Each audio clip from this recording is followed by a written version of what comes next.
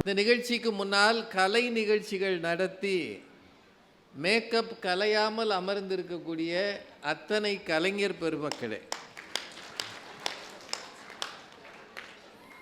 மேடையில் அமர்ந்திருக்கக்கூடிய பட்டிமன்ற அறிஞர் பெருமக்களே, ஊடகத்துறை சார்ந்த அன்பர்களே, இந்த அரங்கை நிறைத்திருக்கக்கூடிய விழுப்புரம் பகுதி வாழ் பெரியோர்களே, தாய்மார்களே, இளைஞர்களே, மாணவ கண்மணிகளே, உங்கள் அத்தனை பேருக்கும் என்னுடைய அன்பான வணக்கத்தை முதலில் தெரிவித்துக் கொள்கிறேன். எங்களுக்கு முன்னாடி ஏகப்பட்ட கேமரா இருக்குது. அதை தாண்டித்தான் நாம் மக்களை சந்திக்கணும். அதனால் கேமராக்காரங்க தயவுசெய்து எந்திரிக்காமல் உட்காந்தே, ஏன்னா நாங்கள் ஆளுகளை பார்த்து பேசணுமே தவிர கேமராவை பார்த்து பேசக்கூடாது. பேசினோம்னா ஒன்றும் தோணாது. இந்த நேரத்தில் இவ்வளவு கூட்டம் வந்திருப்பது உண்மையிலேயே பாராட்டுக்குரிய ஒரு அம்சம்.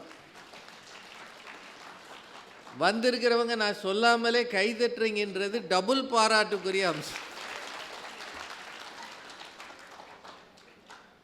திரு பிரகாஷ் அவர்கள் கவித்துவமாக பேசினார்.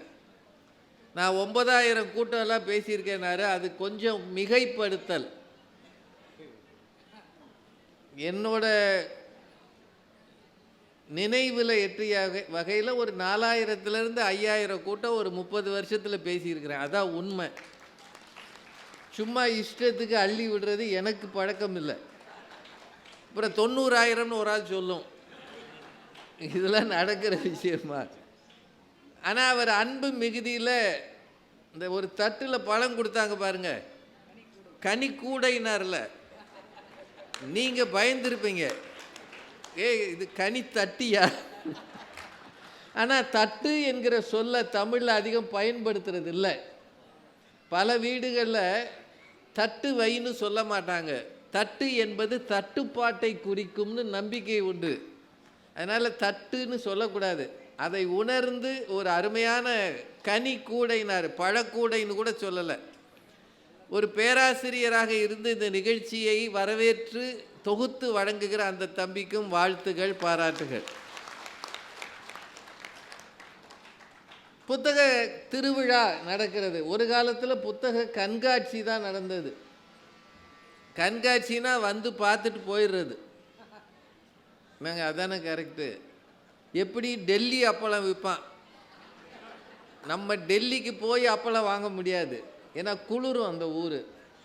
அப்புறம் பெரிய பெரிய தலைவர்கள் இருக்கிற ஊர். நம்ம ஊருக்கே டெல்லி வந்துச்சுன்னா வாங்கடா அப்பளத்தை வாங்கி கொண்டு வரும்போதே பாதி உடஞ்சி கீழே விழுந்துடும். அதை எடுக்கிறதா வேணாமா? பயலுக திட்டு வாங்கி, உன்னால் ஒரு அப்பளம் கூட வாங்க முடியலை, அப்பளம் வாங்க தெரியாத அப்பனா நீ அப்படின்வா. ரொம்ப கஷ்டம் அது. அதனால் இந்த அரங்கை ஒரு வித்தியாசமாக வடிவமைத்து இந்த ரோடையே ரொம்ப கலகலப்பாக விறுவிறுப்பாக ஆக்கியிருக்கிறாங்க. நம்ம பேசுகிறதுக்காக வெடி போடலையே, பேசக்கூடாதுன்னு வெடி போடுறாங்க. ரொம்ப பக்கத்தில் பஸ் ஸ்டாண்டு. நீங்களும் ஒரு ஆர்வமாக வந்து பட்டிமன்றம்னு உட்காந்துருக்கீங்க. என்னோட அனுபவத்தில் நான் மிக அதிகமாக விழுப்புரத்தில் நான் பேசியதில்லை. 1-2 நிகழ்ச்சிகள் தான், அதுவும் விழுப்புரம் கம்பன் கழகம் சார்பில் நான் பேசியிருக்கிறேன்.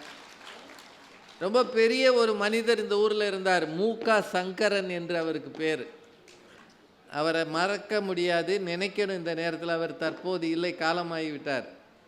ரொம்ப சிரமப்பட்டு இந்த ஊரில் கம்பன் விழாவை நடத்தினார்.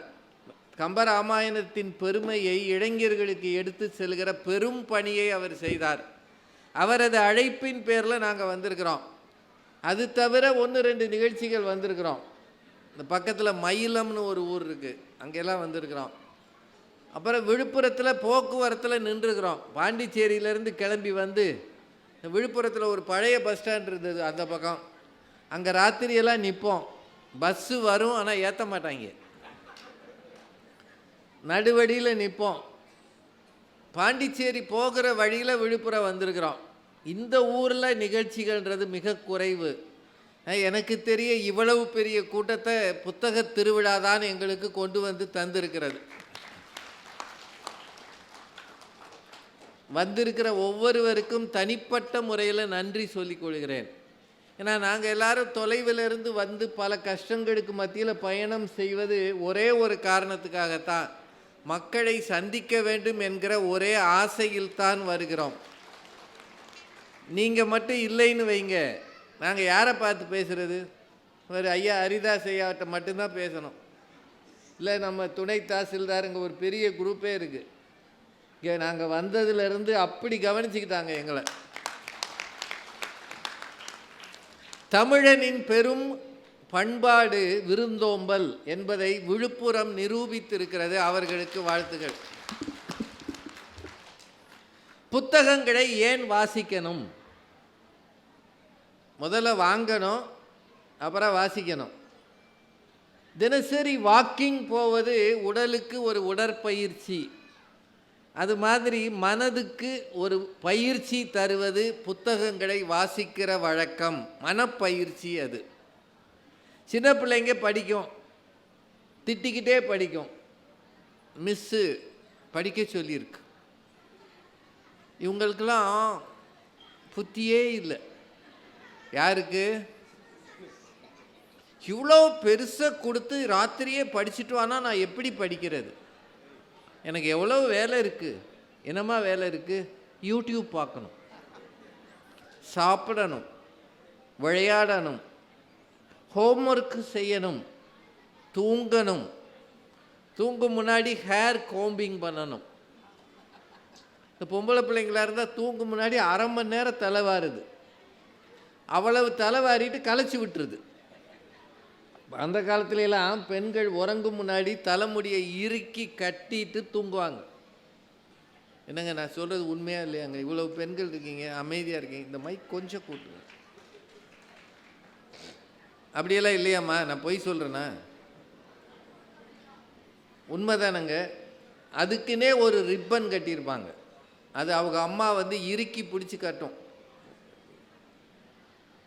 அப்படி கட்டும்போது முடி நல்லா வளரும்னு நம்பிக்கை இருந்தது. இப்போ வளரக்கூடாதுன்னு ஒரு ஆசை இருக்கு. எப்படி வளர்ந்தாலும் போய் கட் பண்ணிடுவான். இது எதுக்கு வளர்த்துக்கிட்டு கட் பண்ணிட்டு? அதை மாதிரி லூஸ் ஹேர், அதில் யார் லூஸுன்றது தெரியல.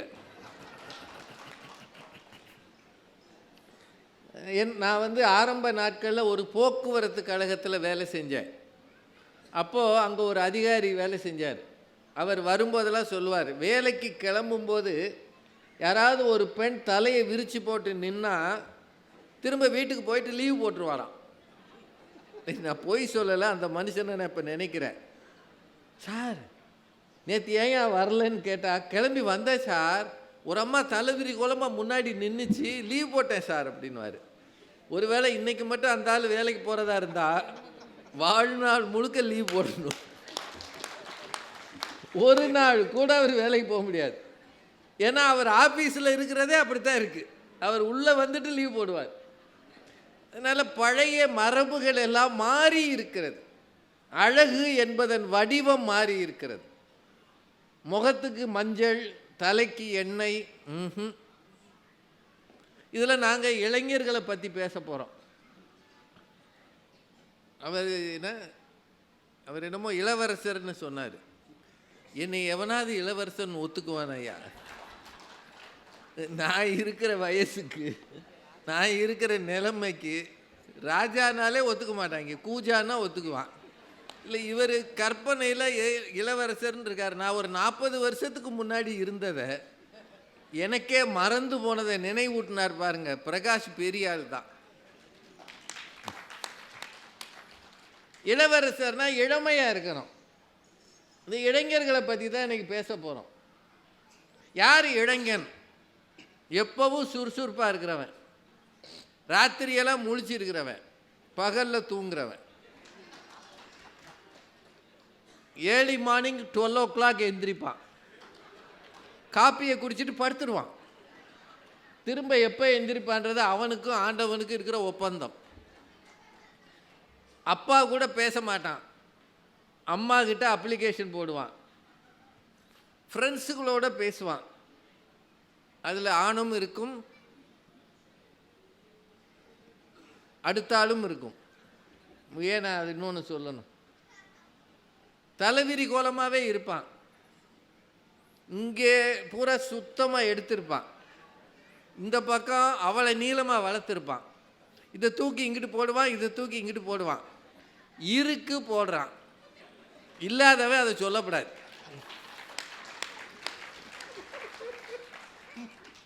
நம்ம எப்போவாவது போய் ஏன்பா இப்படிப்பா தலைவிரி கோலமாக அவரக்காய் பந்தலை தலையில் வச்சுருக்கியே, இது உனக்கு நல்லா இருக்கா அப்படின்னா உன் வேலையை பாரு.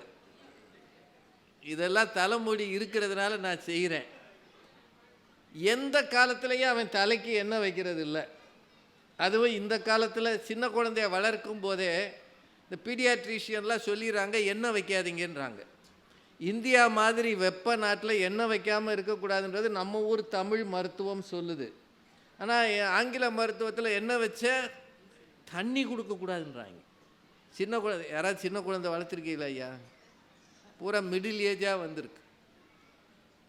பிறந்த குழந்தைக்கெல்லாம் தண்ணி கொடுக்கக்கூடாதான். நாங்களாம் சின்ன பிள்ளையாக இருக்கும்போது சீனி தண்ணியை தான் முதலே விடுவாங்க. அது விடுறதுக்குன்னே தாய் மாமன் ரெடியாக இருப்பான். அதுக்கு பேர் சேனை வைக்கிறதுன்னு பேர். இன்றைக்கி ஒன்றும் கிடையாது, எண்ணெய் வைக்கிறது இல்லை. அவன் அப்படி இருக்கான்னா பொம்பளை பிள்ளைங்க அதை விட எண்ணெயை கண்ணிலேயே காண்றதில்லை. எப்போவாவது அது என்னமோ ஒரு ஹேர் ஆயில் மாதிரி என்னமோ ஒன்று இருக்க, சீரமா, ஈரம் இருக்கிறதோ இல்லையோ சீரம் இருக்கிறது தலையில். சீரம் தடவிட்டா அப்படியே நிற்கிது. இன்னும் சில க்ரீமெல்லாம் வச்சுருக்காங்க, அதை இப்படி தடவிட்டோம்னா கத்தி மாதிரி நிற்கிது முடி. கையை இப்படி வச்சா குத்துது. அதை அந்த மாதிரி வச்சுக்கிட்டே அலைகிறான். ஜெல்லு, நல்ல வேலை ஜெல்லுன்னு வச்சாங்க, வேறு எதுவும் வைக்காம. அப்படி முடிய இப்படி ஏற்றி வச்சுட்டு அப்படியே நிற்கிறான். பஸ்ஸில் ஏறினானா படிக்கட்டை விட்டு ஏற மாட்டேங்கிறான். ஏறுன்னு கண்டக்டர் சொன்னார்னா நீ இறங்குன்றான். கண்டக்டர் இறங்குனா பஸ் எப்படி போகும்? பெரும்பாலும் பள்ளி கல்லூரியில் படிக்கிறானுங்க, ஒரு போர்ஷன் பயலுக படிக்க மாட்டேங்கிறான். இளைஞன்னா அப்படித்தான் இருப்பான் போல. அப்பா என்ன சொன்னாலும் நேர் எதிராக பேசுகிறான். பாதி நேரம் மொபைலில் இருக்கிறான். மொபைலில் என்னென்ன வித்தைகள் இருக்கோ அத்தனை ஆப்பும் அவங்கிட்ட இருக்குது. ஏபிபியா, ஆப், அப்ளிகேஷன்றதுனுடைய சுருக்கம் தான் ஆப். அதெல்லாம் அவன் வச்சிருக்கிறான். பார்த்துக்கிட்டு தானாக சிரிக்கிறான், தானே மகிழ்கிறான். வீட்டு சாப்பாடை விரும்புறது இல்லை. என்னங்க நான் சொல்கிறதெல்லாம் நடக்குதா இல்லையா?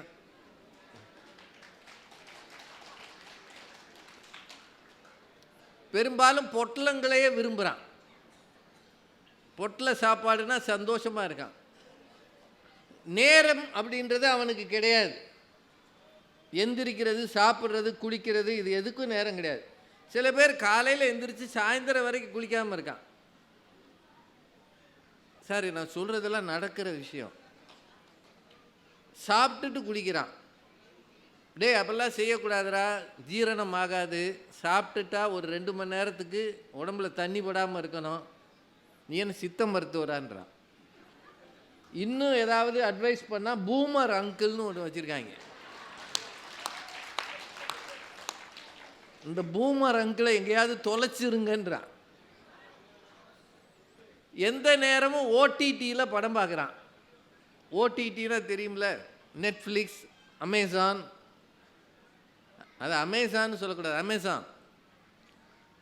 அப்புறம் சன் நெக்ஸ்ட்டு, ஹாட்ஸ்டார், இதுக்கெல்லாம் பணம் கட்டுறான். யார் கட்டுறான்? அவன் எங்கே கட்டுறான்? அவங்க அப்பா கட்டுறார். பெரும்பாலும் காலேஜ் படித்தானா அரியர்ஸ் வச்சிருக்கிறான். அரியர்ஸ் வச்சிருக்கிறது குடும்ப பெருமைன்னு நம்புகிறான். அரியர்ஸ் இல்லைன்னா ஆம்பளே இல்லைன்றான். சார் தோல்வி தான் சார் வெற்றிக்கு படின்றான். அந்த மாதிரி இருக்கிற இளைஞர்கள் முன்னேறணும். இந்த சிந்தனை இந்த புத்தக திருவிழாவில் இருக்கிற அறிஞர்களுக்கு வந்திருக்கிறது. ஏன்னா என்னதான் மூத்த தலைமுறை முன்னேறி இருந்தாலும் நாம் எதிர்பார்ப்பது அடுத்த தலைமுறையைத்தான். அவன் தான் நம்முடைய எதிர்காலம். அவன் சரியில்லைன்னா நம்முடைய குடும்பம் கஷ்டப்படும். அதனால் அவன் முன்னேறதுக்கு என்ன செய்வதுன்னு ஒரு பட்டிமன்றம் வச்சுருக்கிறாங்க. ஒரு 9 மணிக்கு முடிச்சிடலாம். அது வரைக்கும் பேசலாமா இல்லை முன்னாடியே முடிக்கணுமா? நீங்கள் தாங்க சொல்லணும். சார் ஒருத்தர் 2 கையும் தூக்குறார். தண்ணிக்குள்ளே விழுந்தவங்க தூக்குவாங்கள்ல இப்படி. 10 மணின்றது ரொம்ப அதிகபட்சம். ஏன்னா நல்லா இருக்குன்றதுக்காக 42 இட்லி சாப்பிடக்கூடாது. 4 இட்லி தான் அளவு. எதுக்குமே நேரம்ன்றது ரொம்ப முக்கியம். அதனால் இளைஞர்களை பற்றி பேசுவதற்கு புத்தக திருவிழா நமக்கு வாய்ப்பு தந்திருக்கிறது. கால வெள்ளத்தில் கரை சேர்ப்பது கலங்கரை விளக்கமாக இருக்கிற புத்தகங்கள்னு ஒரு அறிஞர் சொன்னார். மனிதன் வாழ்க்கையில் தடுமாறி நிற்கும்போது அவனுக்கு பற்றுக்கோடு புத்தகங்கள். புத்தகங்கள் கையில் இருந்ததுன்னா நமக்கு தனிமை என்பதே கிடையாதுன்னாங்க. யாரெல்லாம் வாசிக்கிற பழக்கத்தை வைத்து கொள்கிறார்களோ அவர்கள் வாழ்க்கையில் எந்த காலத்திலும் தனிமையை உணர்வதில்லை. எப்பவுமே அவர்கள் யாரோடோ இருக்கிறார்கள். அவர்களோடு கம்பர் இருக்கிறார், வள்ளுவர் இருக்கிறார், மேக்சிம் கார்கி இருக்கிறார், ஜெயகாந்தன் இருக்கிறார், ஜெயமோகன் இருக்கிறார், எஸ் ராமகிருஷ்ணன் இருக்கிறார், தி ஜானகிராமன் இருக்கிறார், சாரு நிவேதிதா இருக்கிறார், நாஞ்சில் நாடன் இருக்கிறார், வண்ண நிலவன் இருக்கிறார், கி ராஜநாராயணன் இருக்கிறார். யார் வேணாலும் வச்சுக்கோங்க. உங்களுக்கு பிடித்த அத்தனை எழுத்தாளர்களே வச்சுக்கோங்க. இந்த எழுத்தாளர்கள் அருகில் இருந்து கொண்டு வழிகாட்டுவார்கள், துணை நிற்பார்கள். நீங்கள் பழகுகிற நண்பர்கள் உங்களுக்கு விரோதமாக போகலாம், ஆனால் புத்தகங்கள் ஆகிய நண்பர்கள் ஒரு காலம் உங்களுக்கு விரோதமாக போவதில்லை.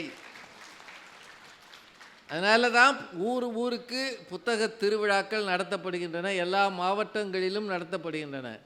நீங்கள் தயவு செய்து இங்கே வந்து பார்த்து கைதட்டி சிரிச்சிட்டு போயிடாமல் நல்ல நூல்களை வாங்கி உங்கள் பிள்ளைகளுக்கு அறிமுகம் செய்யுங்கள். வாங்கிறது மட்டுமல்ல, படிங்க. படித்தால்தான் முன்னேறலாம். ஒரு சின்ன கருத்து போதும். கல்வி என்பது ரொம்ப முக்கியம். திருக்குறளில் நூல் என்கிற சொல் நிறைய இடத்துல இருக்கு. நுண்ணிய நூல் பல கற்பினும் மற்றும் தன் உண்மை அறிவே மிகும்னு ஊழ் அதிகாரத்தில் வரும். விலங்கொடு மக்கள் அணையர், இலங்கு நூல் கற்றாரோடு ஏனையவர்னு ஒரு குறள் இருக்கு. மாதிரி நிறைய நூலை பற்றி இருக்கு. வள்ளுவர் காலத்திலேயே நூல் என்கிற சிந்தனை இருக்கிறது. இந்த நூலை பற்றி வாசித்து பத்திரப்படுத்துகிற ஒரு அருமையான ஏற்பாடு தான் புத்தக திருவிழா.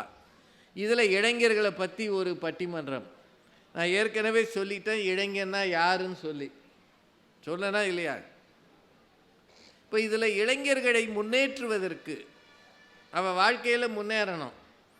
நம்ம விரலை பிடிச்சிட்டு நடந்தவன், விரலை உதறிட்டு விலகி போகிறவன், நாம் பார்க்க படபடன்னு வளர்றவன், ஆணும் சரி பெண்ணும் சரி, மீசையோட அப்படி கம்பீரமாக எழுந்து நிற்கிறவன், நமக்கே அவனை பார்க்க ஒரு நிறைவாக இருக்கு.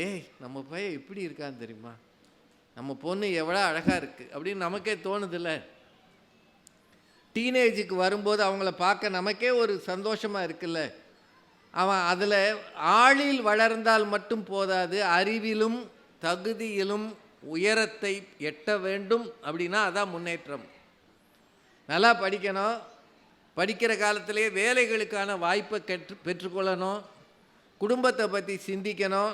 இதெல்லாம் அவன் செய்யணும்னா அதற்கு அடிப்படையில் எது அதிகம் துணை செய்கிறது? இதுதான் இங்கே தலைப்பு. ஓகேவா? என்னய்யா அமைதியாக இருக்கீங்க? அப்பப்போ சொல்லணும். நான் மதுரையிலேருந்து வந்திருக்கேன், எனக்கு விழுப்புரத்தை பற்றி தெரியாது. எப்போவோ வந்தே பாரத்தில் வரும்போது 2 நிமிஷம் நிற்கும். இந்த ஊரில் தான் சாப்பாடு ஏற்றுறாங்கன்னு நினைக்கிறேன். உண்மையா இல்லையா? வந்தே பாரத்தில் சோறு போடுறதே விழுப்புரம் தான். இந்த ஸ்டேஷனில் ஏற்றிடுவாங்க. ஏற்றிட்டு சென்னை போகவங்கள கொடுத்துருவாங்க. என்னமோ அதையும் சாப்பிட்டுட்டு நாங்களும் போயிடுறோம். கஷ்டம்தான். ட்ரெயினில் இந்த அத்தனை வச்சு சாம்பார், இதில் சிக்கன் சாப்பிட்றாலாம் உண்டு. அந்த டப்பாவை இப்படி லேசாக திறக்கும்போது லேசாக வண்டி குதிச்சுதுன்னா சாம்பார் வேட்டியில் ஒட்டிடுது. அப்புறம் வேட்டியை க்ளீன் பண்ணணும். சாம்பார் இல்லாமலே சாப்பிட்டு போயிடலாம். ரொம்ப கஷ்டம். ஆனாலும் இந்த ஊர் தான் பயணிகளுக்கு சோறு போடுகிறது. அதனால் உங்கள் ஊருக்கு ஒரு நன்றி. இந்த ஊரில் இருந்துக்கிட்டு குடும்பத்தை பற்றி பேசுவதற்கு 2 அறிஞர்கள். சமுதாயம் என்னையா செய்யும்? குடும்பம் வீடு தாயா ஒரு பிள்ளைக்காக உயிரை கொடுத்து உழைக்கும்னு சொல்கிறதுக்கு திரு ராஜ்குமார் அவர்கள். கடைசி வரைக்கும் கேட்குதுங்களா? பின்னாடி இருக்கிறவங்களுக்கெல்லாம் கேட்குதுன்றாங்க. நல்லது நல்லது. மைக் செட் நல்லா தான் இருக்கு. சந்திராவா? நம்ம சந்திரயான் விட்டோம்ல, அவர் வீரமுத்துவேல்.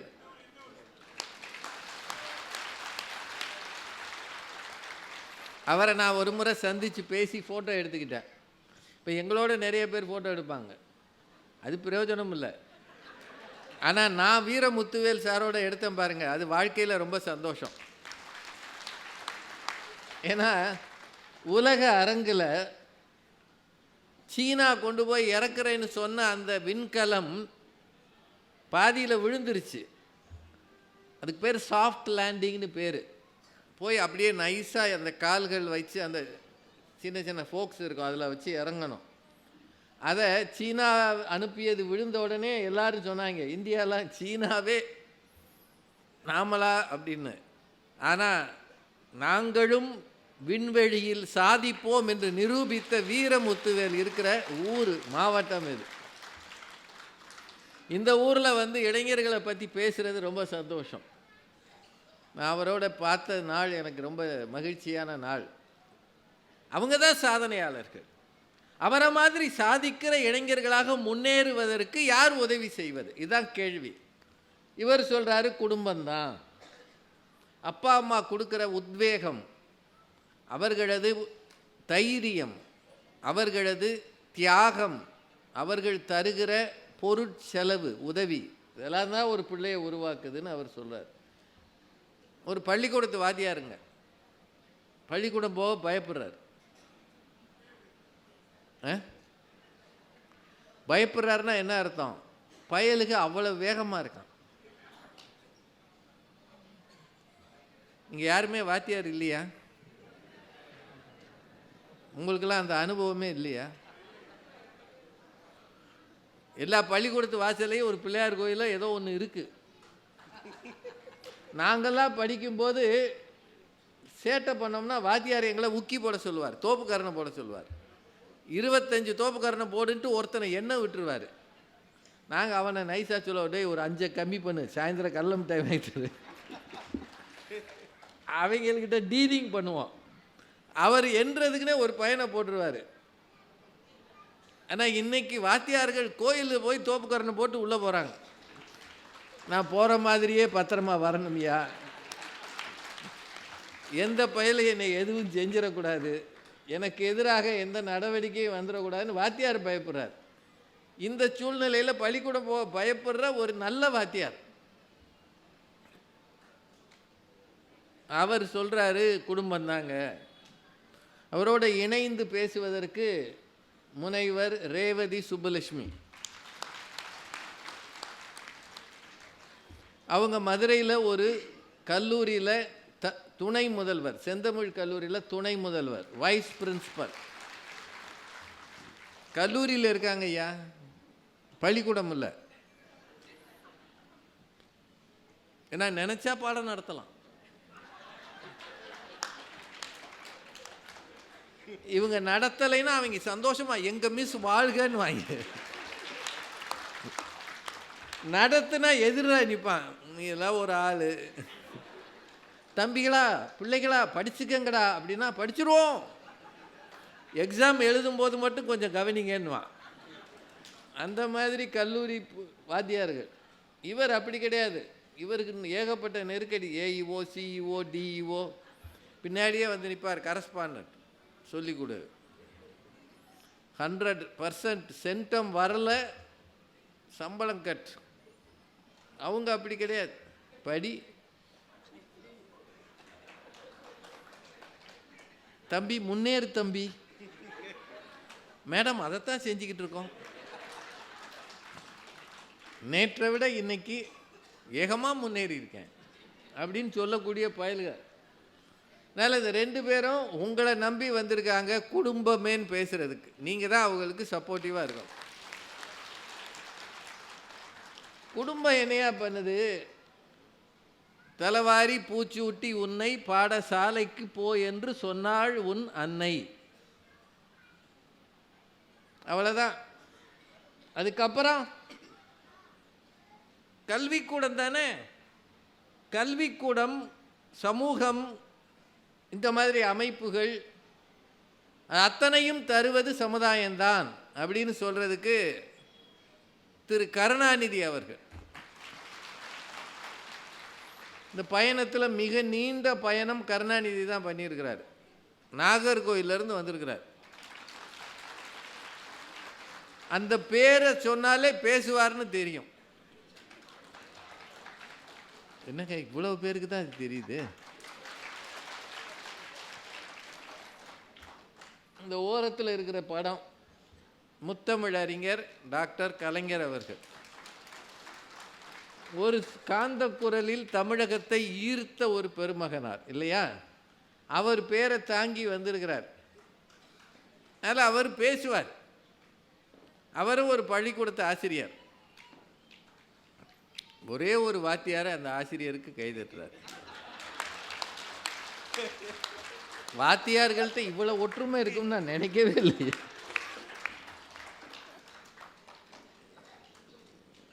அந்த பக்கம் நிறைவாக சமுதாயமேன்னு சொல்றதுக்கு திருமதி கவிதா ஜவஹர் அவர்கள். அவங்க கும்பிடுற சைஸை பார்த்தீங்களா? எம்பி எலெக்ஷனில் நிற்கிற மாதிரியே கும்பிடுவாங்க. நம்பிடாதீங்க. இன்னும் 2 மாதத்தில் ஊரே 2 பட்டு நிற்கும். பார்க்குறவன்லாம் கும்பிடுவான். அவ்வளவு பேர் வந்து நம்ம காலில் விழுந்து கும்பிட போகிறாங்க. எலெக்ஷன் வந்தால் தான் நம்ம ஞாபகம் நிறைய பேருக்கு வரும். இவங்க எல்லா மேடையிலையும் இப்படித்தான் கும்பிட்றாங்க. ஆனால் பேச வந்துட்டாங்கன்னா கொந்தளிப்பாங்க. எல்லா தொலைக்காட்சிகளையும் பேசுகிற ஆற்றல் பெற்றவர்கள் திருமதி கவிதா ஜவஹர் அவர்கள். அதுலேயும் புத்தக கண்காட்சின்னா அவங்க குத்தகைக்கு எடுத்திருக்கிறாங்க. எல்லா ஊர் புத்தக கண்காட்சியிலையும் ஒரே பேர் இடம்பெறும்னா அது கவிதா ஜவஹர் தான். என்னென்னவோ பேசுகிறாங்க ஐயா. புதுசு புதுசாக படிச்சுட்டு வராங்க. ஊருக்கு ட்ராவல் பண்ணுறாங்க. எங்கே உட்காந்து படிக்கிறாங்கன்னு தெரியல. சில பேருக்கு ட்ராவல் பண்ணாலே தானாக அறிவு வந்துடும் போல். நமக்கு ட்ராவல் பண்ணால் தூக்கம்தான் வருது. நீங்கள் என்னையா இவ்வளவு பேர் வந்திருக்கிறீங்க? எனக்கே ஆச்சரியமாக இருக்குது. விழுப்புரம் தமிழுக்கு தருகிற மரியாதையை நினைக்க நினைக்க பெருமையாக இருக்குது.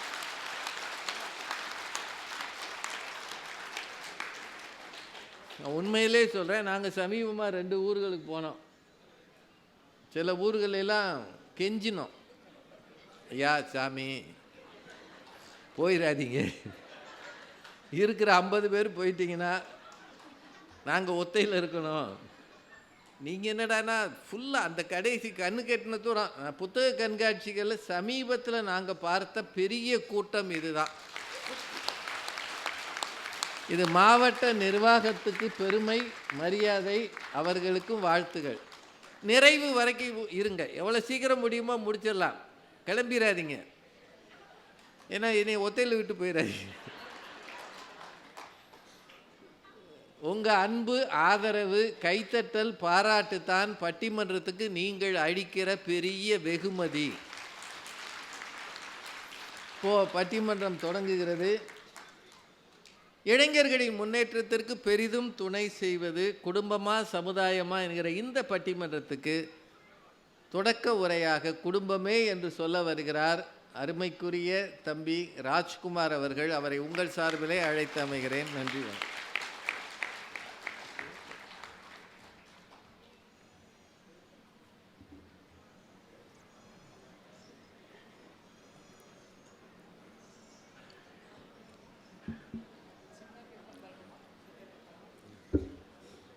பட்டிமன்றங்களுக்கெல்லாம் ராஜாவாக இருந்து உலகை வலம் வந்து கொண்டிருக்கின்ற எங்கள் நடுவர் பெருந்தகை அவர்களே, மதுரையிலிருந்து விழுப்புரம் வந்திருக்கேன். இது உலகை வலம் வந்து நான் முருகன் ஐயா, உலகம் சுற்றும் வாலிபன் மாதிரி.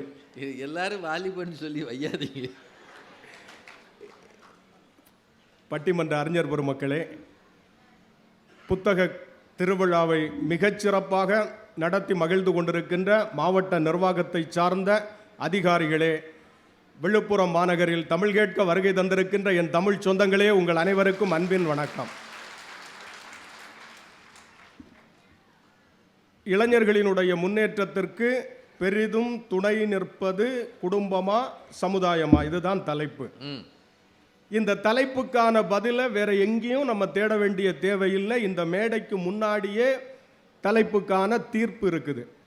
நடுவர் அவர்களே, தமிழகம் முழுவதும் புத்தக கண்காட்சி எல்லா மாவட்ட தலைநகர்களிலும் தொடர்ந்து நடந்து கொண்டிருக்கிறது. இது மிகப்பெரிய அறிவு புரட்சியினுடைய எழுச்சியாக நான் அதை பார்க்கிறேன். தொடர்ந்து நடக்குது. எல்லா புத்தக கண்காட்சியிலையும் பெரும்பாலும் ஐயாவோட சென்று பேசக்கூடிய வாய்ப்பு கிடைச்சிருக்கு. ஆனால் எல்லா புத்தக கண்காட்சியிலும் பார்வையாளர்கள் வருவார்கள். ஆனால் இந்த புத்தக கண்காட்சியில் தான் பார்வையாளர்கள் குடும்பம் குடும்பமாக வந்திருக்கிறார்கள். குடும்பமாக தன் பிள்ளைகள் புத்தகத்தை வாங்க வேண்டும், ஐயா மாதிரி பெரிய அறிஞர்களினுடைய பேச்சை கேட்டு நல்ல வழிக்கு செல்ல வேண்டும் என்கின்ற அக்கறையும் உணர்வும் பெற்றோர்களுக்கு மட்டும்தான் இருக்கும். நண்பன்னா எங்க கூட்டிட்டு போவான்? சினிமாவுக்கு கூட்டிட்டு போவான், பார்க்குக்கு கூட்டிட்டு போவான், இல்ல பீச்சுக்கு கூட்டிட்டு போவான். பைக்கில் போற வேகத்தை பார்த்துருக்கீங்களா நீங்க? இப்போ இந்த பைக் எல்லாம் பார்க்கும்போது ஓட்டுறவன் கீழே இருக்கான், பின்னாடி இப்படி மேலே இருக்கு, பஸ் ஃப்ளோர்ல இருந்த மாதிரி இருக்கு. பின்னாடி யார் இருக்குது? பின்னாடி அது அது அது அவன் தகுதியை திறமையை பொறுத்தது. யார் யார் இருக்காங்கிறதே தெரிய மாட்டேங்குதுங்க. நீங்க ஓட்டுறவன் தானே ஹெல்மெட் போட்டு பார்த்துருக்கோம், பின்னாடி இருக்கிறது ஹெல்மெட் போட்டிருக்கு. ஆமாங்க, அரசாங்கம் சொல்றதை செய்யறான், அது நல்லது தானே. அது என்னன்னே தெரியல. இல்லைன்னா துணியால தலையை சுத்திக்குது. இந்த துப்பட்டான்னு ஒண்ணு இருக்குல்ல, அது எதுக்கு? முகத்தை மறைக்கிறதுக்கு. அந்த அளவுக்கு வந்துடுச்சு. என்ன ஆகுது? பின்னாடி இருந்துகிட்டு ஓட்டுறவன் முதுகுல அப்படியே அந்த சுவத்துல ஓட்டுன பள்ளி மாதிரி சாஞ்சிருது. எங்க போகுதுன்னே போற வேகத்தை போட்டா நமக்கு பதட்டமா இருக்குது. இல்ல பொறாமையா இருக்குது. நடுவர் அவர்களே, உண்மையை சொல்லுங்க. உண்மையை இவ்வளவு தெளிவா சொல்லிட்டீங்களே. நம்ம வயசுல இந்த மாதிரி பைக் எல்லாம் கிடையாதுங்க. மிஞ்சி போனா சைக்கிள் தான். சில பேர் சைக்கிள்ல முன்னாடி உட்கார வச்செல்லாம் போயிருக்காங்க. ஆனா நமக்கு அது அமையல. உங்களுக்கு அமைஞ்சதான்னு தெரியல. இல்ல நீங்க நமக்குன்னு சொல்லக்கூடாது, உங்களுக்கு அமையும். அது அது அவரவர் தலைவிதியை பொறுத்து தான். இது ஏங்கன்னா சமூகம் தரக்கூடிய சிக்கல்கள் நிறைய இருக்குதுங்க. ஆனா இளமைங்கிறது சாதாரணமானது இல்ல. ஆற்றலினுடைய முழுமையான ஒரு சுரங்கம், அறிவினுடைய களஞ்சியம். அது இளமையை சொல்லும் போது காட்டாற்று வெள்ளம் கரை புரண்டு வரும் பாருங்க, அந்த அளவுக்கு வேகம் இருக்கும், அவன்கிட்ட சக்தி இருக்கும், ஆற்றல் இருக்கும். காற்றாற்று வெள்ளம் வேகமாக வரும்போது அதை சரியான கரைகள் கட்டுப்படுத்தி சரியான பாதையில் செலுத்தினால் அதை நன்மைக்கு பயன்படுத்தலாம். கரை போல இருந்து அந்த இளமையை வழிநடத்த வேண்டிய பொறுப்பு குடும்பத்திற்கு மட்டும்தான் இருக்கிறது. அப்பா திட்டுவாரு, அம்மா கோச்சுக்காங்க அப்படிங்கிற ஒரு உணர்வு வந்தா தப்பு பண்ண மாட்டான். ஆனா சமூகம் நல்ல வழியையும் காட்டுது, ஆனால் அதிகமாக தீய வழியை காட்டுது. அதைத்தான் நாங்க சொல்ல வர்றோம்.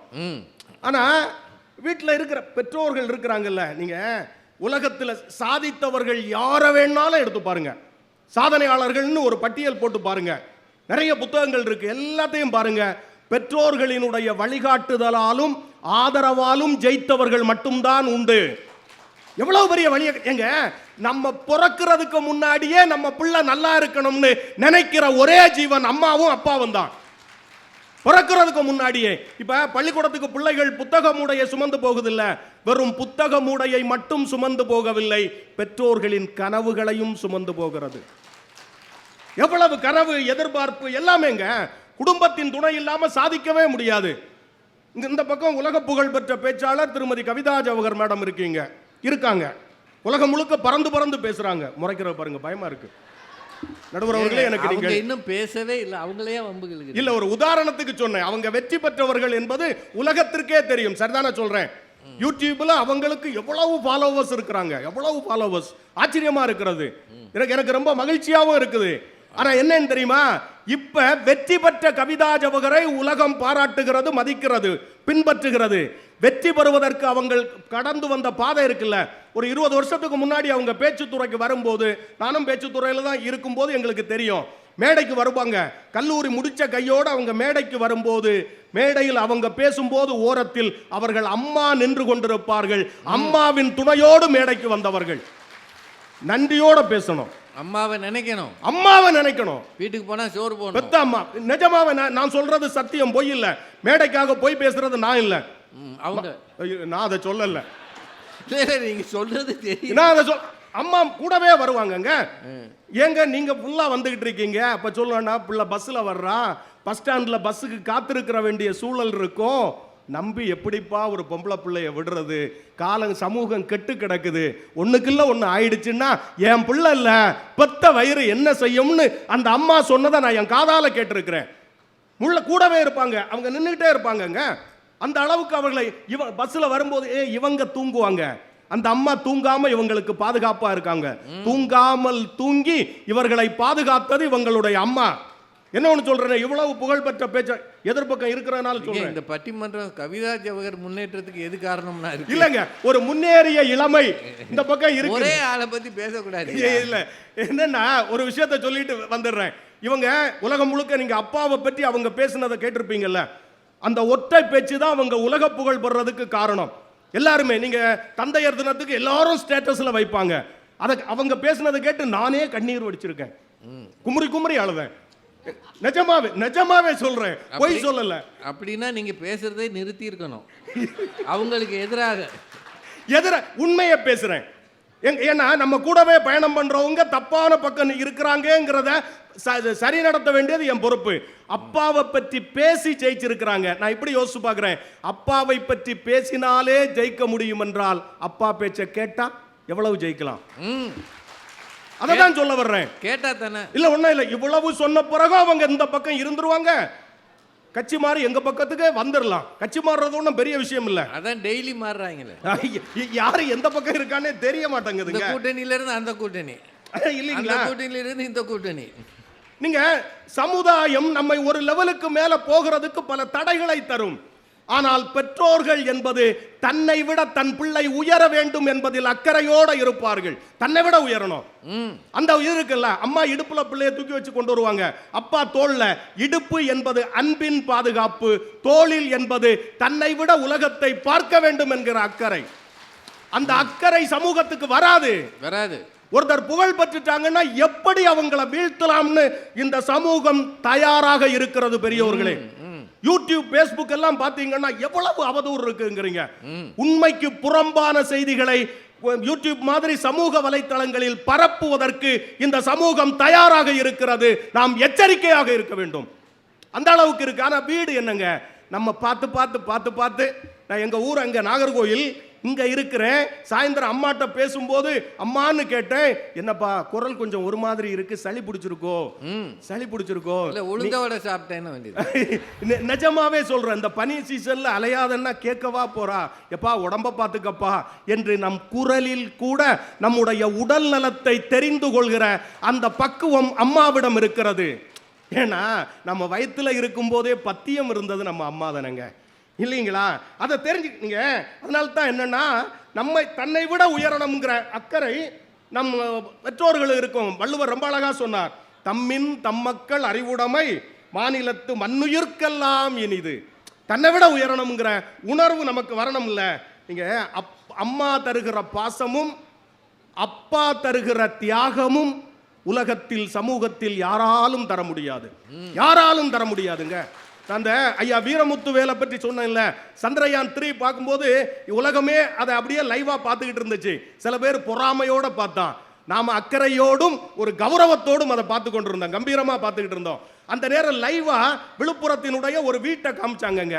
ஐயா வீரமுத்துவேல் ஐயாவுடைய அப்பா உட்கார்ந்து இருக்கிற அந்த காட்சி, அது சாப்ட் லேண்ட் ஆயிடுச்சுங்கிற சக்சஸ்ன்னு எல்லா விஞ்ஞானிகளும் கொண்டாடும் போது அந்த அப்பாவினுடைய கண்களில் ஒரு ஓரத்தில் கண்ணீர் துளி வருவதை பார்த்தேன். இன்ற பொழுதின் பெருதுவக்கும் தன் மகனை சான்றோன் என கேட்ட தந்தையாக அவர் இருந்தார். அந்த உணர்வு கூடவே இருக்கிறவங்களுக்கு இருக்கும் நினைக்கிறீங்க? பல பேர் பொறாமப்படுவான், இருக்கும்ல. நாம் வெற்றி பெறுகிற போது கை தட்டுவதற்கு சமூகம் தயாராக இருக்கும். ஆனால் தோல்வி என்று வந்தால் துவண்டு விடுகிற போது தோல் சாய்வதற்கு, தோல் கொடுப்பதற்கும், மடி கொடுப்பதற்கும் நம் அம்மாவும் அப்பாவும் தான் தயாராக இருப்பார்கள். அந்த அளவுக்கு தைரியம் தர்றதுக்கு வேற யாராலையும் அது முடியாது, யாராலையும் முடியாதுங்க. நீங்க சும்மா நீங்க என்ன தெரியுமா, ஒரு குடும்பம் நினைத்தால் எந்த உயரத்துக்கும் கொண்டு போகலாம். சமீபத்தில் செஸ் விளையாட்டுகளினுடைய தாயகம் இந்தியா, அதுல கிராண்ட் மாஸ்டர் பட்டம் வாங்கி உலகத்தினுடைய மிகப்பெரிய செஸ் உலக சாம்பியனாக இருக்கிற கார்ல்சன், அவனையே வெற்றி பெற்றவன் நம்முடைய இளவயது பிரக்ஞானந்தான். இந்தியர்களா நாம் எல்லாம் பெருமைப்பட வேண்டியது. அவனுடைய சகோதரி வைசாலி, 2 பேருமே கிராண்ட் மாஸ்டர் பட்டம் வாங்கினாங்க. 2 பேருமே இந்திய அரசாங்கத்தினுடைய அர்ஜுனா விருது பெற்றார்கள். நீங்க அந்த அவங்க குடும்பத்தோட அந்த வரலாறை பார்க்கும்போது பார்த்தீங்கன்னா, அந்த பிள்ளைகள் விளையாட போகும்போது கூடவே அம்மாவும் போவாங்க. அவன் விளையாடும் போது அம்மா ஒரு ஓரத்தில் ஒரு பாவமா அப்படியே நிற்பாங்க. எப்படின்னா, என் பிள்ளை எப்படியாவது ஜெயிக்கணுங்கிற அக்கறையோடு அவங்க பிரார்த்தனையை நம்ம பார்க்கிறோம். அவனுடைய அறிவின் ஆற்றலால் அவன் ஜெயித்திருக்கிறான். அதோடு கூட துணை நின்றது அந்த தாயினுடைய பிரார்த்தனையும் கூட என்பதை புரிந்து கொள்ள வேண்டும். அம்மாவினுடைய பிரார்த்தனை, நீங்க நம்ம பிள்ளைகள் பள்ளிக்கூடத்திலையும் சரி காலேஜ்லையும் சரி தேர்வு நேரங்களில் தூங்காம முழிச்சிருந்து படிக்கும். அப்ப அம்மா தூங்குவாங்கன்னு நினைக்கிறீங்க? டீ காஃபி ஏதோ ஒன்று எடுத்து போட்டுட்டு என் பிள்ளை படிக்கிறான்னு சொல்லிட்டு தன் தூக்கத்தை கூட தொலைத்து விட்டு பிள்ளையினுடைய உயர்வுக்காக விழித்திருந்து பாதுகாப்பது தாயாகத்தான் இருக்கும். இங்க பிள்ளைகள் பள்ளி கல்லூரியில எல்லாம் படிக்குது இல்ல, படிக்கும்போது பார்த்தீங்கன்னா பாடங்கள் இருக்கும், அறிவியல் இருக்கும், கணக்கு இருக்கும், வரலாறு இருக்கும், இந்திய வரலாறு இருக்கும், உலக வரலாறு கூட இருக்கும், எல்லாத்தையுமே படிப்பாங்க. உலகத்தையே நம் பிள்ளைகள் பாடமாக படிக்கலாம். ஆனால் உங்கள் பெற்றோர்களுக்கு பிள்ளைகள் தான் உலகம், பிள்ளைகள் தான் உலகம். எல்லா பெற்றோர்களுக்கும் பிள்ளைகள் படிக்கக்கூடிய பாடம் புரியாமல் இருக்கலாம், உங்கள் பாடத்தை பெற்றோர்கள் புரியாமல் இருக்கலாம். ஆனால் பிள்ளைகளை மிகச்சரியாக புரிந்து கொண்டவர்கள் பெற்றோர்களாகத்தான் இருக்க முடியும்.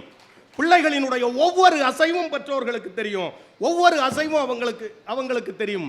ஏன்னா அந்த அளவுக்கு பிள்ளைகளை புரிந்து இருப்பாங்க. பிள்ளையின் உயர்வுக்காக தன்னையே தியாகம் செய்யக்கூடியவங்க. இப்போ கடந்த ஆண்டு +2 பொதுத் தேர்வு நடந்துச்சு. அதில் இதுவரைக்கும் இல்லாத அளவுக்கு ஒரு சாதனை நிகழ்த்தப்பட்டது. பொதுவாக என்னன்னா, எல்லா பாடத்திலையும் 100 மார்க் இதுவரைக்கும் யாரும் வாங்கினதில்லை. மொழி பாடங்களில் வாங்குறது சிரமம். ஆனால் +2 தேர்வில் 600க்கு 600 மதிப்பெண் வாங்கி திண்டுக்கல்லை சேர்ந்த நந்தினிங்கிற ஒரு மாணவி சாதனை படைத்தாள். சாதனை படைத்தாள் இல்லைங்களா? அந்த சாதனை படைத்த பிறகு அவங்கள்ட்ட பேட்டி கேட்கும்போது சொல்றாங்க, எங்க அப்பா சாதாரண தச்சு தொழில் செய்யக்கூடிய கூலி தொழிலாளி. எங்க அப்பா குடும்பத்திற்காக வாடகை வீட்டில் தான் நாங்கள் இருக்கிறோம். குடும்பத்திற்காக சிரமப்பட்டு கஷ்டப்பட்டு உடல் உழைப்பால் உடலை வருத்தி குடும்பத்தினுடைய வருமானத்தை பெருக்கிறார். இவ்வளவு கஷ்டப்படக்கூடிய அப்பா பெருமைப்படுறது மாதிரி ஏதாச்சும் செய்யணும்னு நினைச்சேன். அப்பாவினுடைய தியாகத்தை நினைச்சு படித்தேன். இன்னைக்கு ஒரு சாதனை வந்துருச்சு. என் அப்பாவின் முகத்தில் புன்னையை பார்க்கிறேன். இதுதான் எனக்கு பெருமை. அப்பாவை பெருமைப்படுத்துற மாதிரி நாம செய்யணுங்கிற அந்த இது இருக்குல்லைங்க. இன்னொன்று, அப்பா போட்டிருக்க ட்ரெஸ் இருக்குல்ல, கிழிஞ்ச சட்டையாக இருக்கும், கிழிஞ்ச பேண்டாக இருக்கும், செருப்பெல்லாம் பார்த்தீங்கன்னா ரொம்ப மோசமாக இருக்கும். ஆனால் பிள்ளை ரொம்ப விலை உயர்ந்த ஷூ இல்லைங்களா, விலை உயர்ந்த ட்ரெஸ்ஸு. இதோட நிறைவு பண்றேன் ஐயா. ஒரு கல்லூரியினுடைய மாணவர் விடுதியை பற்றி ஒரு மாணவன் கவிதை எழுதினான். கல்லூரியின் மாணவர் விடுதி வாயிலில் கலவையாய் கிடக்கும் உயர் ரக செருப்புகளுக்கிடையில் தனித்து விடப்பட்டிருக்கிறது ஒரு ஜோடி ரப்பர் செருப்பு. யாருடைய அப்பாவோ பிள்ளையை பார்க்க வந்திருக்கிறார்னு எழுதினான். இப்படி அப்பாவுக்கும் பிள்ளைக்கும் இந்த மாதிரி ஆடைகளிலும் எல்லாவற்றிலும் இடைவெளி இருக்கும். ஆனால் பிள்ளைகள் உயர வேண்டும் என்கின்ற அக்கறையில் எல்லா நிலையிலும் அவர்கள் உயர்ந்து நிற்கிறார்கள். சமூகம் பல தடைகளை தரும். இப்ப தடை தாண்ட உயரம் தாண்டுதல் இருக்குல்ல, உயரம் தாண்டவன் உயரத்துல ஓடி வந்து உயரத்துல அப்படியே ஜம்ப் பண்ணி வருவான். வந்துட்டு அந்த பக்கம் விழும்போது ஒரு மெத்தையில விழுவான், பார்த்திருக்கீங்களா? அவன் அவ்வளவு உயரம் ஏன் போறான் தெரியுமா? அப்படியே தாண்டி வரும்போது தாங்குவதற்கு மெத்துன்னு ஒரு மெத்தை இருக்குங்கிற அந்த தைரியத்துல தான் அவன் அப்படி குதிச்சு வந்து விழுறான். இந்த மெத்தையாக தாங்குவது குடும்பம். அதனால் தான் சாதனைகள் நிகழ்ந்து கொண்டிருக்கிறது. வாய்ப்புக்கு நன்றி, வணக்கம். அருமை அருமை. தொடக்க பேச்சாளர் ராஜ்குமார் தனக்கு முன்னாடி யாராவது பேசினா பதில் சொல்லலாம். இவருக்கு பதில் சொல்ல வாய்ப்பு இல்லை. யாருக்கு பதில் சொல்வார்? எனக்கு தான் சொல்லணும். ஏன்னா நான் தான் அதுக்கு முன்னாடி பேசினேன். அதனால் அவர் பிடிச்சிட்டார் அந்த அம்மாவை. அந்த அம்மா அப்புறாணியாக உட்காந்துருக்கு. அவ்வளவு பவியமாக கும்பிடு போட்டு இவர் பேசுகிறார். அப்பாவை பற்றி பேசினீர்களே, அம்மாவை பற்றி பேசினீர்களேன்னு பேசாத ஒரு பேச்சாளரை இவ்வளவு பிடித்து பேசிய ஒரே பேச்சாளர் நம்மால் தான். ஆனால் நல்ல செய்திகள் சொல்லியிருக்கிறார். உயரம் தாண்டுகிற ஒருவன் எந்த தைரியத்தில் தாண்டுகிறான்? அந்த பக்கம் ஒரு மெத்தை இருக்கு, அல்லது மணல் இருக்கும், நல்ல ஆத்து மணல் இருக்கும். விழுந்தால் அடிபடாது, தாங்க ஒரு பாதுகாப்பு இருக்கிறதுன்னு இருக்கானே, அந்த பாதுகாப்பு தான் குடும்பம். அதுதான் அவன் முன்னேற்றத்திற்கு காரணம்னு ஒரு அழகான ஒரு உவமை சொன்னார். பிள்ளை பிறக்கும் முன்னாலே ஆசைகளை, கனவுகளை, கற்பனைகளை வளர்த்து தாய் அந்த பிள்ளைக்காக, அதன் முன்னேற்றத்திற்காக வயிற்றில் இருக்கும் போதே ஞானத்தை வழங்குகிறாள் அப்படின்னு சொன்னார். ரொம்ப நல்ல செய்தி அது. குடும்பம்தான் அந்த பிள்ளைகளை உயர்த்துகிற ஆற்றல் களஞ்சியம்னார். என்னங்க அதெல்லாம் கேட்டீங்களா இல்லையா? இவர் நல்லா பேசினாரா இல்லையா ஐயா? தம்மின் தம்மக்கள் அறிவுடைமை மாநிலத்து மண்ணுயிர்க்கெல்லாம் இனிது நானே திருவள்ளுவன். என்னை விட என் பிள்ளை நல்லா இருக்கணும்னு தான் எந்த தகப்பனும் தாயும் நினைக்கிறார்கள். என்னை விட அவன் கெட்டு போகணும்னு ஒருத்தர் கூட நினைக்கிறது இல்லை. அந்த உண்மையை சொன்ன ராஜ்குமாருக்கு வாழ்த்துகள், பாராட்டுகள். இப்போ நாகர்கோயில்காரர் வரணும். வாங்க ஐயா, என்னதையா சமுதாயம் செய்யுது? அவருக்கும் கொஞ்சம் கைதட்டி வைங்க ஐயா.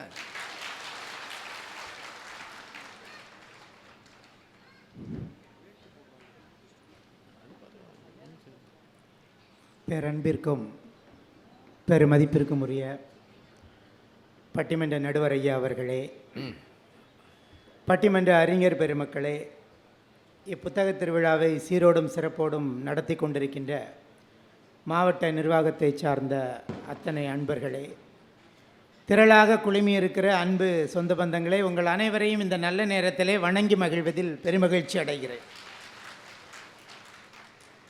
ரொம்ப அருமையாக ராஜ்குமார் சார் வந்து பேசிட்டு போனார், நீங்களும் கைத்தட்டிருக்கீங்க. எடுத்த எடுப்பிலே கேட்டார், இங்கு எல்லோரும் குடும்பம் குடும்பமாக வந்திருக்கிறார்கள். வேற ஊர்லலாம் எப்படி வர்றாங்க? எல்லா ஊர்லேயும் குடும்பம் குடும்பமாக தான் வருவாங்க. எதற்கு வருகிறார்கள்னு கேட்டிங்களா? இப்போ அந்த இளைஞனுடைய வளர்ச்சி, முன்னேற்றம் என்பது வீட்டிலேயே இருக்குதுன்னா அம்மா அப்பா வீட்டிலேயே வச்சு 2 கருத்தை சொல்லியிருக்க வேண்டியதானே? தெரிஞ்சா தானே.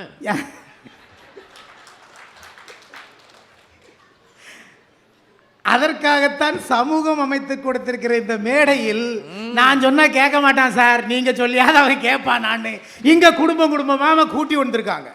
பாட்டு என்னவோ சொல்றது. இங்க வீட்டுக்கு வாசல்னு ஒன்று வச்சிருக்குல்ல, வீடே போதும்னா அத்தனை வாசலையும் அடைச்சிட வேண்டியதானே, வீட்டுக்குள்ளே வளர்க்க வேண்டியதானே. ஏன் வாசலை வச்சிருக்கோம்? வீடு இல்ல உன் இலக்கு உலகம், நீ பயணப்பட வேண்டியது இந்த வாசலை தாண்டி. அதுதாங்க நிதர்சனமான உண்மை. சும்மா வந்து போய் வாசலை மூடிடுங்க. ஆமா, அம்மா வந்து அங்க நிப்பாங்களாம். அப்பா பேச்ச கேட்டா நாமெல்லாம் உருப்பிட்டுருவோமா? கைத்தட்டு தான். நம்ம வெற்றி பெற்றால் கைத்தட்டும். கைத்தட்டியதால் தான் வெற்றி பெற்றோம் நடுவர் அவர்களே. இந்த சமூகம் கை தட்ட தட்ட தான் ஒருவனுடைய உயரம் சென்று கொண்டே இருக்கும். ஒரு பேச்சாளனுக்கு வெற்றி என்பது அவன் செல்லுகின்ற மேடைகளில் தருகிற அங்கீகாரம். நீங்க இப்ப கை தட்டனா தட்டல, அங்கீகாரம் தரலன்னு அர்த்தம். அந்த கைத்தட்டு தான் அவனை தருகிறது என்றால் சமூகம் தான் உயர்த்தி பிடிக்கிறது, முன்னேற்றத்திற்கு காரணமாக இருக்கிறது. சமூகம் சொன்னாதான் கைத்தட்டுது. ஆமா, குடும்பத்தில் அப்படி சொல்லியிருப்பாங்க போல் இருக்கு. குடும்பம் தானா கைத்தட்டும். பெற்றோர்கள்லாம் தியாகிகளா? எனக்கு உண்மையிலே இதுதான் மிகப்பெரிய நகைச்சுவை. ஹார்லிக்ஸ் போட்டு கொடுக்குறாங்களா, டீ போட்டு கொடுக்குறாங்களா? 6 மணிக்கு வீட்டுக்கு வந்தால் டியூஷனுக்கு போன்னு பற்றி விட்டுட்டு இந்த காலத்தில் வந்து இவர் அம்மா டீ போட்டு தராங்க, போன்விட்டா போட்டு தராங்க. என்னையா புளியெல்லாம் புளி? டியூஷன் சென்டரில் டீ தரானா? ஆமாம், மெத்த போடுறாங்களா? இங்கேருந்து அங்கே குதிச்சா மெத்த. இதாங்க கேடு. மெத்த கொடுத்து அந்த பையனை தூங்க வைக்காதீங்க. கரடு முரடானது வாழ்க்கையின் பாதை. எந்த நேரத்தில் நீ துன்பத்தை சந்திக்கலான்னு வளர்த்தாதாங்க சிறப்படையும். சும்மா இங்கே வந்து திருவள்ளுவர் குறள்லாம் வேற சொல்லி இடுப்பில் தூக்கி வைக்கணுங்க. என்ன தலைப்பு? இளைஞர்கள் தானே, இளைஞர்கள் முன்னேற்றத்திற்கு. அம்மா இடுப்பில் வைத்திருப்பாள், அது அன்பு. அப்பா தோளில் வைத்திருவாள், அது அறிவு. இளைஞனை தூக்கி தோளில் வச்சா அந்த ஆளே பிபி சுகர்னு திரியிறான். இதுல அந்த பாயில வேற தூக்கி வச்சா முடியுமா? ஏங்க இளைஞர்களை பத்தி பேசினா குழந்தைகளை பத்தி பேசுறீங்க. இன்னும் குழந்தை பருவத்தை தாண்டியே அவர் வரல. இல்ல, அவர் எலிமெண்டரி ஸ்கூல் டீச்சர் போல. குடும்பத்தில் இருக்கிற பெரிய பிரச்சனை என்ன தெரியுமாங்க? ஒரு ஒப்பீடு என்பது இருந்து கொண்டே இருக்கும். அந்த 2 பயலுக இருந்தான்னா, ஏங்க மூத்தவனை விட சின்னவன் கொஞ்சம் நல்லா இருக்கான்ல, அவன் ஏன் சாடையில் இருக்கிறான், என்ன போல அறிவோடு இருக்கிறான், அவன் கொஞ்சம் நல்லா படிப்பான்ற ஒரு சின்ன ஒப்பீடு இருக்கும். அல்லது பெரியவன் நல்லா படித்தான்னா, இல்லை உங்கள் அண்ணனை பாரு எப்படி படிக்கிறான், நீ என்ன இப்படி இருக்கிற, அப்படிங்கிற ஒரு ஒப்பீடு இருந்து கொண்டே இருக்கும். இது ஒன்றை உயர்த்தி ஒன்றை தாழ்த்தும் குடும்ப சிக்கல். இப்போ நீங்கள் கேட்கலாம், வீட்டுக்கு ஒத்தே ஒன்று தானே வச்சுருக்கிறோம், இங்கே எங்கே ஒப்பீடு? பக்கத்து வீட்டில் ஒப்பீடு, எதிர் வீட்டு அண்ணாச்சியமான பாரு எப்படி படிக்கிறான், நீ என்னடா படிக்காமலே இருக்குங்கிற இந்த ஒப்பீடுகள் இன்றைய வீடுகளில் இருக்கிறது. இது ஒரு மோசமான செயல் இல்லையா? அது தடை இல்லையா? எங்க இலக்குகளை நிர்ணயிப்பது அவனா இருக்கணுங்க. அவர் சொன்னார், புத்தக பையோடு சேர்ந்து பெற்றோர்களின் கனவுகளையும் சுமக்கிறது என்று. தப்பு அது. அதோடைய கனவை தான் அது சுமக்கணும். உங்க கனவை ஏன் தூக்கி சுமக்கணும்னு நினைக்கிறேன். இது தவறானது. எனக்கு என் எண்ணம் என் மக மருத்துவர் ஆகணும், அதனால டாக்டருக்கு படிக்க வைப்பேன். அந்த பிள்ளை ஒரு ஓவியர் ஆகணும்னு நினைச்சிருக்கோம். நல்ல இப்படி ஒரு கேள்வி கேட்கிறேன்னு, வீடு தான் ஒரு நல்ல உயர்ந்த முன்னேற்றத்தை தருகிறது என்றால், எந்த பேச்சாளன் வீட்டிலே இன்னொரு பேச்சாளன் உருவாகி இருக்கிறானா? எந்த எழுத்தாளர் வீட்டிலேயாவது இன்னொரு எழுத்தாளர் உருவாகி இருக்கிறாரா? எந்த ஓவிய கலைஞர் வீட்டிலேயாவது? வளர்க்க வேண்டியதுனுங்க, நான் ஒரு பேச்சாளர், நான் ஒரு ஓவிய கலைஞர் இல்லை. சமூகம் அவனுக்கான விதையை தூவுகிறது. உங்க பேச்சை கேட்டா தானே உங்க பையன் பேச்சாளன். அவன் தான் யூடியூப்ல ராஜகுமார் பேச்ச கேட்கிறான். எங்க இருந்து? சரி, அப்படி கவிதா ஜவஹர் பிள்ளையாவது பேசலாம்ல? இல்லையே. அப்போ குடும்பத்தை விட்டு சமூகம் தான் நமக்கு ஏற்றத்தையும் உயர்வும் தருகிறது. இந்த நம்ம தங்கியிருந்த சர்க்கியூட் ஹவுஸில் பார்த்தேங்க, காலையிலேருந்தே நான் பார்த்துட்டு இருக்கிறேன். நிறைய மாணவர்கள் அங்கே உட்காந்து படிச்சுக்கிட்டே இருக்காங்க. இப்போ இரவு நேரத்தில் நல்ல பளிர்னு வெளிச்சம், டிஎன்பிஎஸ்சி குரூப் 4 எக்ஸாம் போட்டிருக்காங்க, படித்து கொண்டு இருக்கிறார்கள். வீட்டில் அல்ல, சமூகத்தில் நண்பர்களாக இருந்து ஒரு ஆசிரியர் யாரோ ஒருத்தர் இலவசமாக சொல்லி கொடுக்குறாரு. உங்கள் வீடு வசதி இல்லை என்றால் சமூகம் அந்த வசதியையும் வாய்ப்பையும் ஏற்படுத்தி தருகிறது, முன்னேறுங்கள் என்று சொல்லுகிறது தான் இந்த காலம் நடுவர்களை. சும்மா என்ன வந்து சமூகம் வீடு தேடி வந்து கற்பிக்க ஆரம்பிச்சிச்சுங்க. ஒரு காலத்தில் நாம் கல்வியை எங்கோ தேடி போனோம். இன்னைக்கு யூடியூப்லேயும் ஃபேஸ்புக்லேயும் கல்விக்கான தளங்கள் ஏராளமாக இருக்கிறது. இல்லம் தேடி கல்வினே வந்துருச்சு. இல்லம் தேடி கல்வினே வந்துருச்சு. இதெல்லாம் விட என்ன சொல்றது? இது எல்லாத்தையும் விட சொல்லட்டா, நல்லவன் கெட்டவன்கிற மதிப்பு வீட்டுக்குள்ளே இருக்காதுங்க. ஒரு தாய்க்கும் தந்தைக்கும் தான் பிள்ளை எல்லாருமே நல்லவன் தான். நல்லவன் கெட்டவன் என்ற சமூக மதிப்பீடு தான் உங்களையே நிர்ணயிக்கிறது என்று சொன்னால் அதுதான் உங்கள் மனத்துக்கு வலிமை தரும். இது வேண்டாமா, இது சேர்த்து மறந்துட்டீங்க வந்து. அதில் வீடு செய்கிற ஒரு பெரிய தவறு என்ன தெரியுமா? தோல்வியையே கண்ணில் காட்டாது. தோக்கணுங்க, தோற்றால் தான் எழ முடியும். அந்த தோல்வியை கண்ணில் காட்டணும். உலகம் அப்படி இல்லை. நல்ல கஷ்டப்படு, சிரமப்படு என்று நம்மை பல்வேறு கஷ்டங்களை தந்து உயர்த்துவது சமூகத்தின் பணி என்பதை மறந்துவிடக்கூடாது. இப்போ பெற்றோரை பற்றி ஒரு கவிதை எழுதியிருந்தான். பிள்ளையை சலூனுக்கு அழைத்து செல்லும் அப்பாக்களின் தேவ வாக்கியம், நல்ல பத்தை வெட்டி விட்டுருங்க, அதை நல்ல குறவா வெட்டி விடுங்க. இந்த வாசகத்தை கேட்ட எந்த பிள்ளையும் தன் அப்பாவை சபிக்காமல் இருந்ததில்லைன்னு ஒரு கவிதை எழுதியிருக்கான். உண்மைதானங்க, அவருக்கு முடி இல்லாமல் இருக்கலாம், அதுக்கு வேண்டி அந்த சின்ன பயலுக்குமா முடிய இப்படி வெட்ட சொல்றது இல்லை, அதுல கூட ஒரு தடை.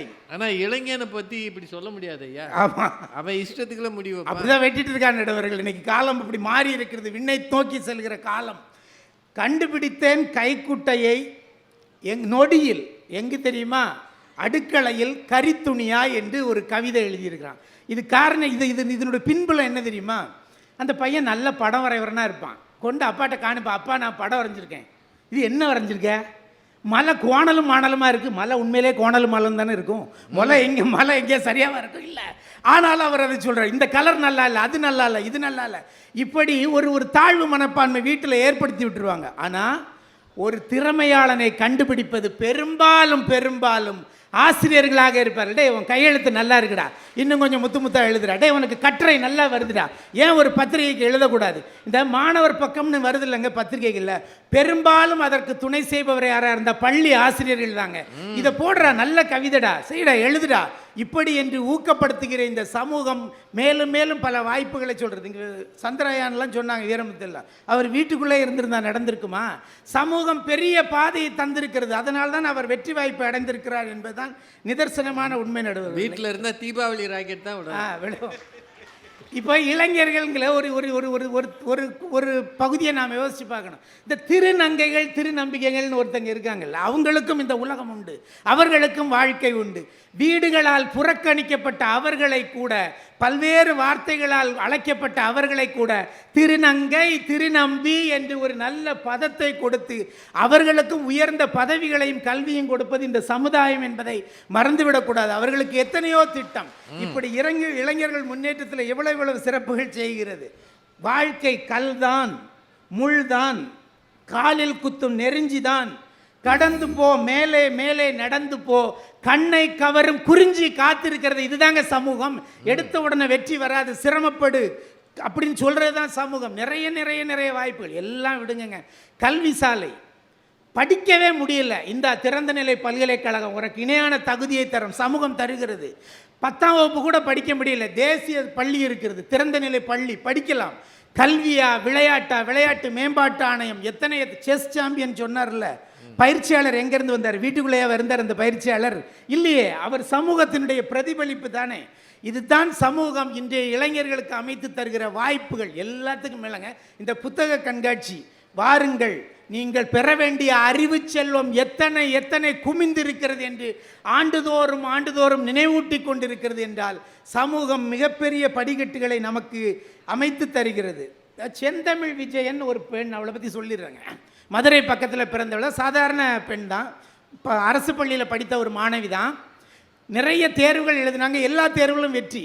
மத்திய அரசினுடைய வேலைவாய்ப்பு, தமிழ்நாடு அரசினுடைய எல்லா வேலைவாய்ப்புகளும் வெற்றி.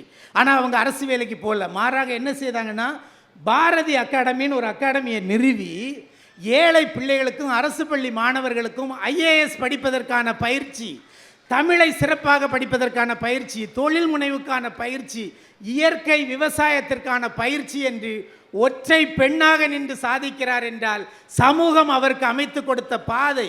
பயந்தெல்லாம் நிற்கிறதில்ல. இன்றைக்கி எந்த பெண்ணும் அம்மா அப்பாவையெல்லாம் கூட்டிகிட்டு வரதில்லை, தனியே நடக்க பழகி கொண்ட ஒரு காலம் இது என்பதை மறந்துவிடக்கூடாது. இதோடு நிறைவு செய்கிற நடுவர்களே, புரட்சியாளர்கள் பிறப்பதில்லை, விதைக்கப்படுகிறார்கள்னு ஒரு வாசகம் நம்ம கேட்டிருப்போம்ல. யாரால் விதைக்கப்படுகிறார்கள் தான் இங்கு கேள்வி. இந்த சமூகத்தை முற்றிலுமாக மாற்றிய, குடும்ப சிந்தனைகளை மாற்றுகிற இந்த புரட்சியாளர்கள் யாரால் விதைக்கப்படுகிறார்கள்? இந்த சமூகத்தினரால் தான் விதைக்கப்படுகிறார்கள் என்பதால் இந்த சமூகமே ஒரு உயர்ந்த முன்னேற்றத்தை தருகிறது.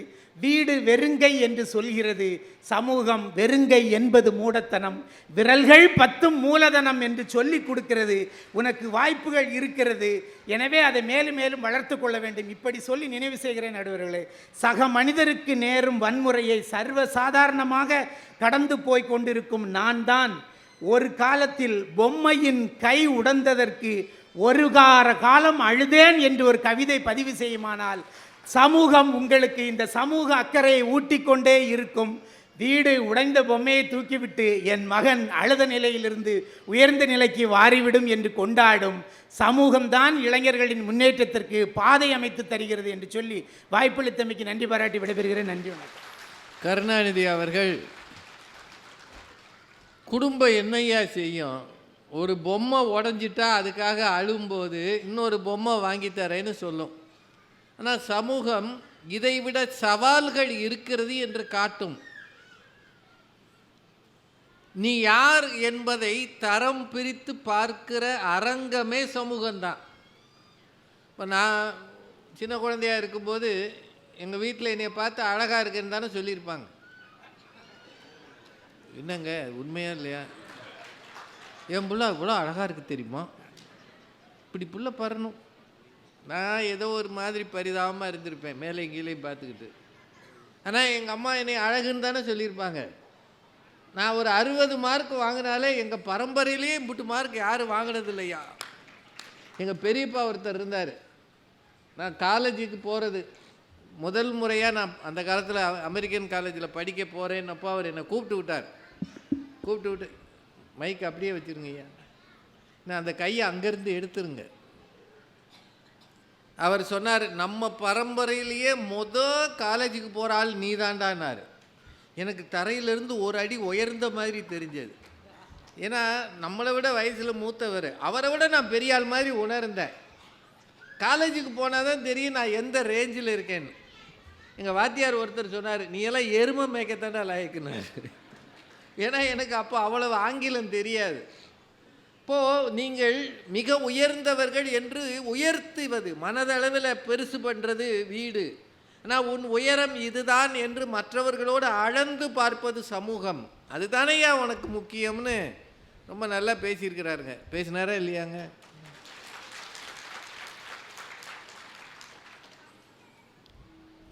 இப்போ 2 ஆண்களும் உருகி பேசுகிறாங்க. ஆண்கள் சொல்கிற எதையுமே ஒத்துக்காத பெண்கள். என்ன சில பேர் மட்டும் ரொம்ப பாதிக்கப்பட்டிருக்கிறார். ஏதாவது ஒன்று உங்கள் வீட்டில் சொல்லுங்கள், அந்த அம்மா ஒத்துக்கிருச்சுன்னா அந்த காலண்டரை கிழித்து அந்த தேதியை பத்திரமா எங்கேயாவது ஒட்டி வைங்க. என் வாழ்க்கையில் மிக முக்கியமான நாள் இந்த தேதி தான்னு நீங்கள் பின்னாடி வரும் சந்ததிகளுக்கு சொல்லலாம். நீங்கள் சொல்லி பாருங்கள், அந்த அம்மா ஒத்துக்கிற ஆமாம் உங்கள் புத்தி எப்போவுமே இப்படித்தானே இருக்கும். ஏய் நான் என்னம்மா தப்பாக சொன்னேன், என்னைக்கு சரியாக சொல்லியிருக்கீங்க. நான் என்ன சொன்னேன், எதுவுமே சொல்லாதீங்க. ஏம்மா இப்படி கோவப்படுற, நான் பேசினாலே உங்களுக்கு பிடிக்க மாட்டேங்குது. கடைசியில் என்ன சொன்னோம்ன்றதே மறந்து போயிடும். அப்படித்தான் பெண்கள் நம்மளை படுத்துகிறாங்க. என்னங்க அது உண்மையா இல்லையாங்க? இவ்வளவு ஆண்கள் உட்காந்துருக்கீங்க, ஒன்றும் கூட ஒருத்தருக்காவது அந்த பயம் இல்லையா? 1000 மேடையில் பேசுகிறார் ராஜகுமார் கருணாநிதி. வீட்டில் போய் பேச சொல்லுங்க பார்ப்போம். என்ன இன்னைக்கு வாய் ஜாஸ்தியாக இருக்கு? என்ன நேற்று 4 இன்ச்சு இன்னைக்கு 42 இன்ச்சாக இருக்குது? அந்த அம்மா என்ன வாய் ஜாஸ்தியாக இருக்குன்னா கபார்னு உட்காந்துருவார். இப்போ நாங்களாம் இங்கே மணி அடித்தா கூட பேசுகிறாங்கல்ல, மணி அடிக்காமலே வாயை மூடுற ஒரே இடம் வீடு தானேயா. பயந்து கிடக்குறாங்கல்ல. இந்த தகவல் உங்களுக்கு பிடிச்சிருந்தா லைக் பண்ணுங்க, உங்க ஃப்ரெண்ட்ஸுக்கு ஷேர் பண்ணுங்க, மறக்காம எங்க சேனலுக்கு சப்ஸ்கிரைப் பண்ணுங்க.